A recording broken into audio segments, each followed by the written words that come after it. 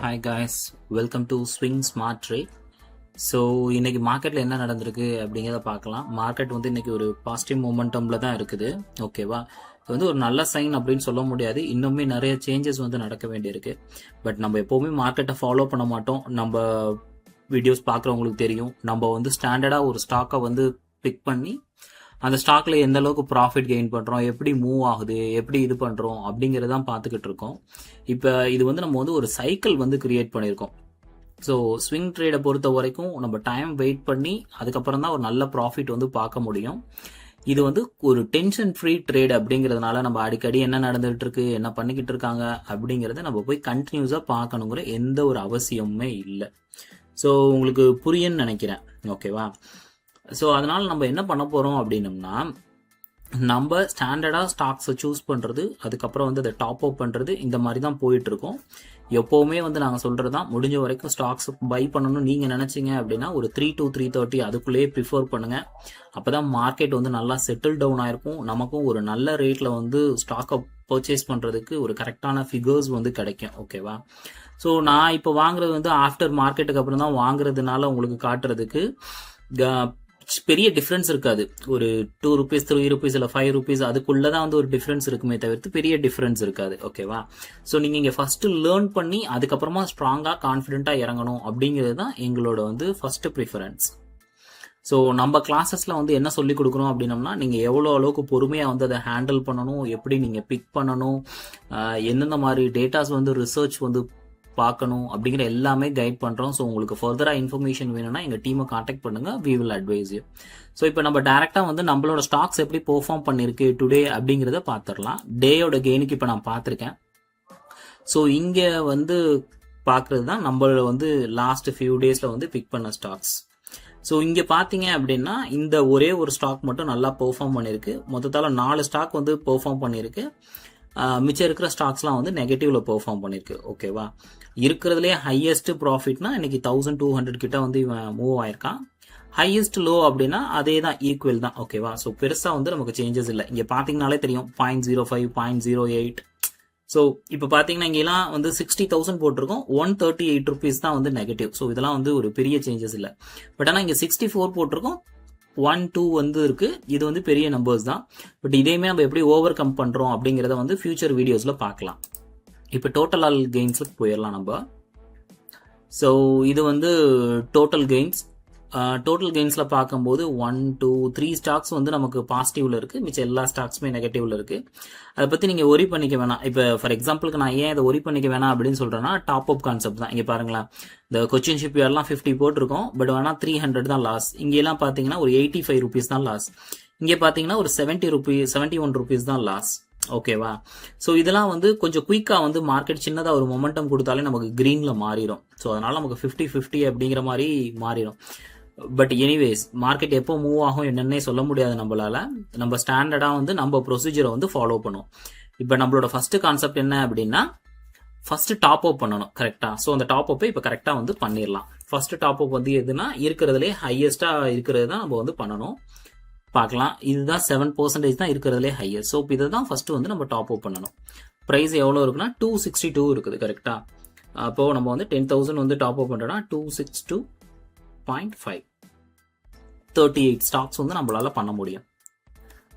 38 இன்னையோட டேட்டு அதே ரேட்ல வச்சுக்கிறேன். So save. ஸோ இப்போ இங்க கொடுத்ததுக்கு அப்புறம் ஃபிகர்ஸ் மாறிடுச்சா. ஸோ இப்படிதான் நம்ம என்ன பண்றோம் அப்படின்னா, நம்ம ஸ்ட்ராட்டஜில வந்து அதோட வின்னிங் ரேஷியோ வந்து குயிக்கா வந்து மாத்துறோம். ஒரு 6 முன்னாடி வந்து 7% மேல ஏறினா தான் ப்ராஃபிட்டுக்கு வரணும். இப்போ 6% வந்தாலே நமக்கு ப்ராஃபிட்டுக்கு மாற ஆரம்பிச்சிடும்.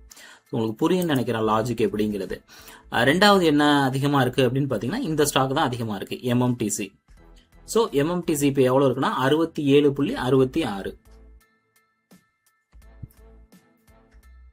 ஸோ இந்த ஸ்டாக்கையுமே பாத்தீங்க அப்படின்னா 148 ஸ்டாக்ஸ் கிட்ட நம்மளால வாங்க முடியும். 148. ஸோ 67.66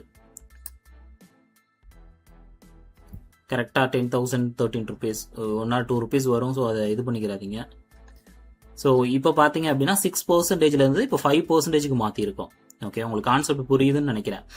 அடுத்து வந்து பாத்தீங்கன்னா இதுதான் வந்து ஹையஸ்ட்ல இருக்கு 4. ஸோ இப்போ இந்த ஸ்டாக்கையுமே நம்ம வந்து இது பண்ணிக்கலாம், அதாவது டாப் அப் பண்ணுறோம். என்ன டாப் அப் பண்ணுறோம் அப்படின்னா 683.60. இது வந்து ஒரு 14.6. ஸோ 14 ஸ்டாக்னே போட்டுக்கலாம், ஏன்னா இது கொஞ்சம் பெரிய வேல்யூ இல்லையா. 16 ஸ்டாக்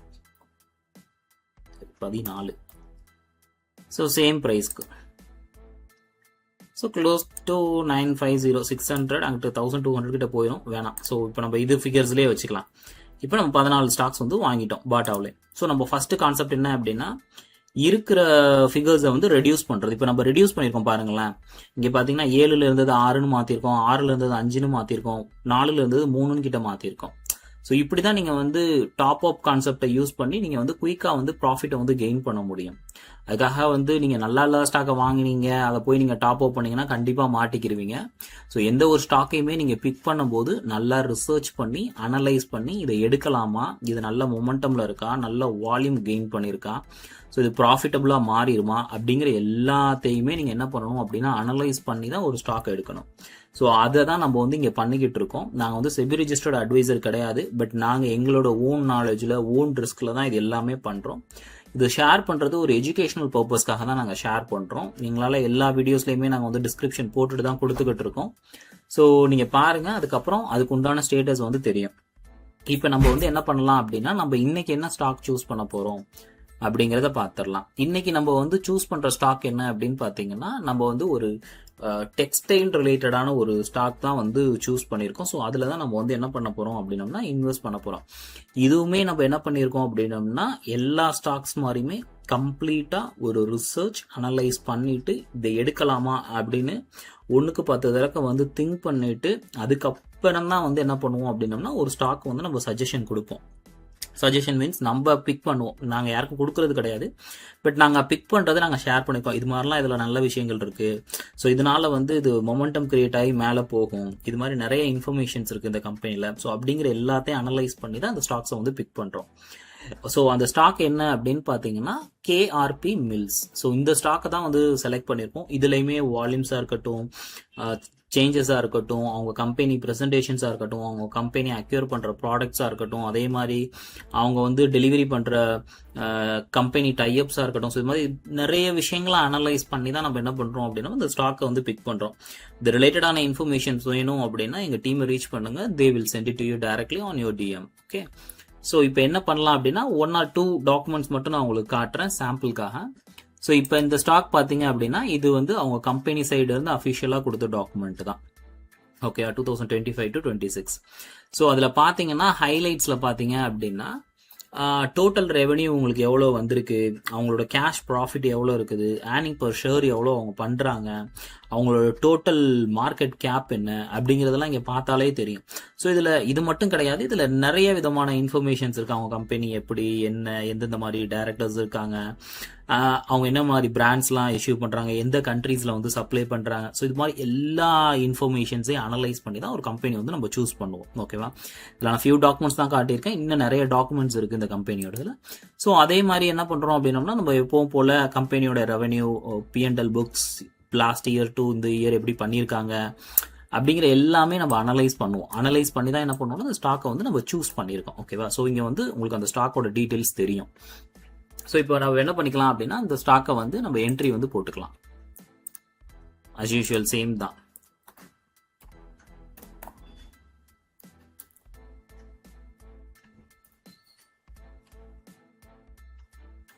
சரி, கேபிஆர் மில்ஸ்.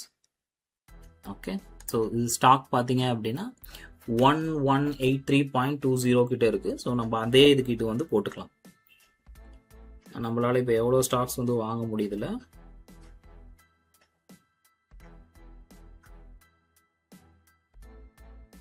ஒன் 1183.20. நான் மார்க்கெட்டில் இருக்கிற ரேட்டு தான் போடுறேன். 3 to 330 பார்த்தீங்கன்னா பெரிய சேஞ்சஸ் இருக்காது. உங்களுக்கு டவுட்டாக தான் நீங்கள் கூட செக் பண்ணி பாருங்கள். நம்ம எவ்வளோக்கு தான் எடுத்தாலும் அதை எப்படி ஓவர் கம் பண்ணி நம்ம அதுலேருந்து எப்படி ரிலீஸ் ஆகுறதுன்னு தான் நம்ம வந்து டீச் பண்ணிக்கிட்டு இருக்கோம் நம்மளோட இதில். ஸோ இப்போ வந்து அந்த ரெக்கார்டை வந்து நான் போட்டுடுறேன். இதுதான் வாங்கியிருக்கோம். ஓகேவா, ஸோ ரெக்கார்டு வந்து சேவ். ஸோ இதே தான் நான் வந்து என்ன பண்ணியிருக்கேன்னா என்னோட இதுலேயுமே லைவ் போர்ட்ஃபோலியோலையுமே பண்ணியிருக்கேன். ஸோ அது வந்து உங்களுக்கு வந்து அப்கமிங் வீடியோஸில் நான் காட்டுறேன். இங்கே ஏன் இவ்வளோ காட்டுது?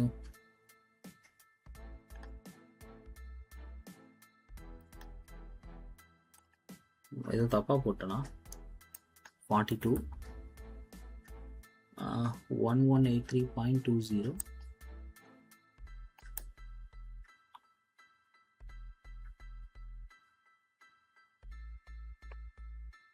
ஓகே, இப்போ கரண்ட் ரேட்டுக்கு அது அட்ஜஸ்ட் ஆகலை. ஓகேயா, ஸோ இது ஏதோ கிளிச்சுன்னு நினைக்கிறேன். ஸோ இதை நான் வந்து ஆஃப்டர் தட் வீடியோ வந்து நான் இதை வந்து மாடிஃபை பண்ணிவிட்டு இங்கே 142ன்னு காட்டுறதுனால இவ்வளோ வேல்யூ காட்டுது.